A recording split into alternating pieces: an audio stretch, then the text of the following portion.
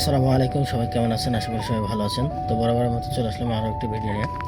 তো আপনারা অনেকে জানতে চাইছিলেন যে আমার বেতন কত এবং আমার ডিউটি কতক্ষণ, সেই সম্পর্কে জানাইতে। তো আমার মূলত বেতন দেয় হচ্ছে 21,000 টাকা, আর সাথে আপনার দুপুরের একবেলা খাবার দেয়।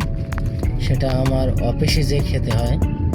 তো ওনারা বাসায় খাওয়ায় না, অফিসে যেয়ে খেতে হয়। তো অফিসটা আমার যে হাউস ওখান থেকে একটু দূরে। তো ওনারা কিন্তু আমাকে গাড়িও দেয় না, কোনো ভাড়াও দেয় না। তো সেক্ষেত্রে কিন্তু আমার হেঁটে হেঁটে যাওয়া লাগে, যে খাওয়া লাগে আর কি। তো আমি কিন্তু দুপুরে ওখানে খাই, আর হচ্ছে রাত্রে আর সকালে নিজে রান্না করে বাসায় খাই আর কি। তো আমার বেতন তো শুনলেনি 21,000 টাকা দেয়। তো ডিউটি হচ্ছে আপনার সকাল 8টা থেকে। তো আমার সেক্ষেত্রে আমার 6টায় উঠা লাগে, উঠে গোসল টোসল করে ফ্রেশ ট্রেশ হয়ে খাওয়ার দাওয়ার খেয়ে আমি একটু, আমার হাউসটা একটু দূরেই, তো সেজন্য কিন্তু আমার হেঁটে হেঁটে আসা লাগে। তো হেঁটে আসতে গেলে কিন্তু সময় লাগে, সেজন্য আমি কিন্তু বাসা থেকে কমসে কম আধা ঘন্টা 40 মিনিট আগেই বের হয়। তো বের হলে কিন্তু আপনার হচ্ছে যে হেঁটে আসতে একটু সময় লেগে যায়। আর হচ্ছে আর একটা হচ্ছে জিনিস হচ্ছে, সেটা হচ্ছে কি বলে, ওই আপনার হেঁটে আসতে সময় লাগে, এই কারণে আগে আগে আসে আর কি। আর শেষ হয় হচ্ছে আপনার সন্ধ্যা 7টা, জোর গেলে 8টা, এর বেশি যায় না সময়।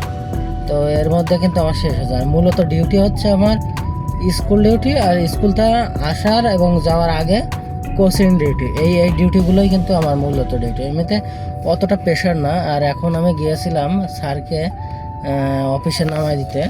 তো মাঝে মধ্যে যাই, অফিসে নামাই দিতে হয়, কিন্তু আনা লাগে না আর কি।